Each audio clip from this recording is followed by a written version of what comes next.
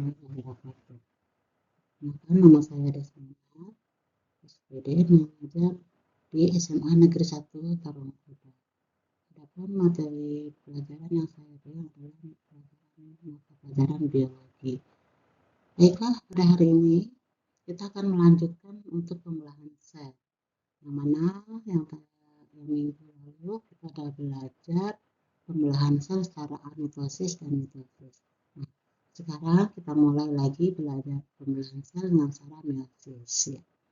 Bahwa kita ketahui bahwa mitosis itu pembelahan yang terjadi pada sel somatis dan menghasilkan dua sel anakan yang sama yang disebut dengan diploid.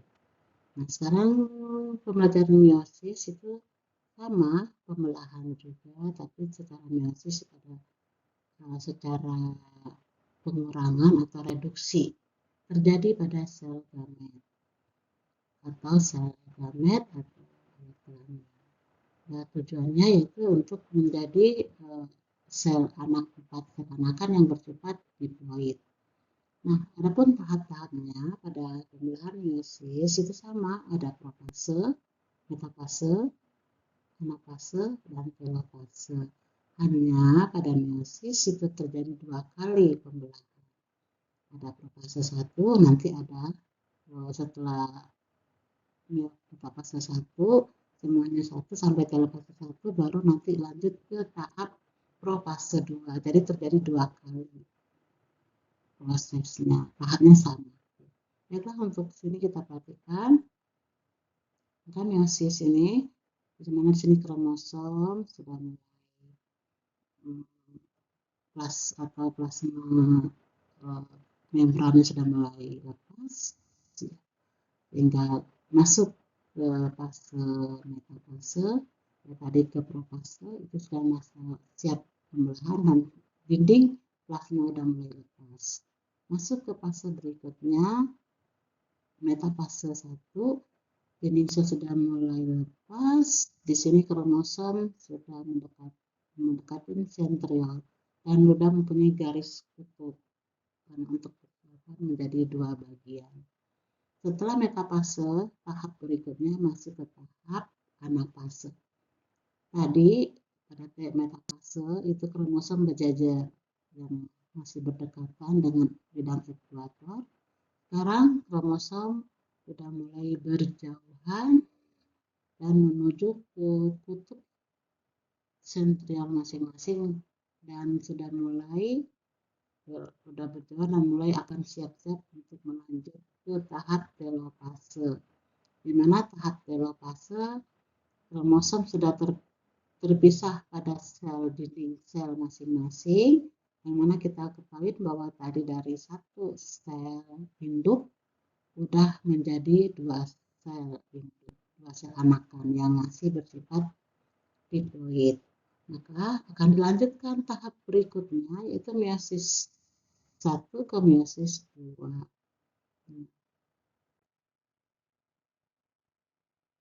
ini secara meiosis juga sel gamet yang tadi gambarnya kita lihat, tadi gambar pertama juga sama. Kelihatan sini kromosomnya jelas ya, sudah mendekatin kutub masing-masing dan akhirnya akan terpisah. Lanjut lagi, ini sama aja tadi. Nah, di sini berlanjut ke meiosis 2. Nah, ini yang kita lihat kromosomnya. Di sini di kromosom pembelahan meiosis 2, kromosom di sini ada namanya, ada fase metafase, anafase itu atau profase 2, anafase, metafase 2.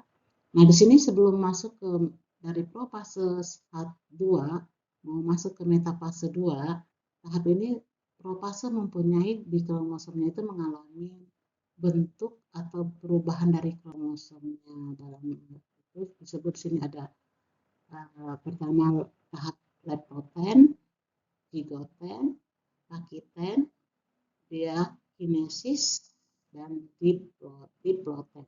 Nah, ini merupakan tahap dari profase. Jadi di situ aja bedanya pembelahan meiosis profase 1 dengan tahap normal, profase 1, metafase lanjut. Nah, sekarang ke meiosis 2, pada profase itu mempunyai tahap-tahap lagi atau bagian-bagian dari kromosomnya. Jadi ada lipoten, zigoten, pakiten, diakinesis, dan diploiden. Dari kelima tahap ini dalam satu profase. Nah, dari profase ya akan kita lanjut. Ya. Nah, di sini masuk ke gambaran meiosis yang ketiga atau meiosis kedua atau meiosis ketiga. Nah, di sini lanjut dari anafase tadi, dari profase tadi udah berlanjut. Di sini yang tadi lanjutan dari telofase menjadi 2 bagian. Nah, di sini profase 2 tadi sudah ada bagian-bagian tadi sudah mengalami lipoten, ya. Terus tadi ada yang tahap berikutnya. Nah, ini sudah terjadi 2 sel yang masing-masing akan membelah kembali masuk ke metafase. Sama prosesnya di sini. Profase itu kromosom saling berdekatan dan berdampingan, dan masing-masing akan tertarik ke kutub masing-masing, sehingga tadi berjajar di ekuator sekarang sudah mulai berjauhan masuk ke fase anafase kedua. Jadi dari metafase 2 ke anafase 2 lanjut ke telofase, di mana tadi 1 menjadi 2 dan 2 menjadi 4, karena masing-masing sel tadi 1 menjadi 2 ini akan membelah masing-masing menghasilkan 2 sel anakan hingga menjadi 4 sel anakan yang bersifat haploid. Di telofase ini, jadi sel anak menghasilkan 4 sel anak yang bersifat haploid. Kalau yang di mitosis itu menghasilkan 2 sel anak yang bersifat diploid. Ini terjadi di sel kelamin atau gamet, sedangkan mitosis terjadi di sel tubuh dan menghasilkan 2 sel anak yang sama atau bersifat diploid.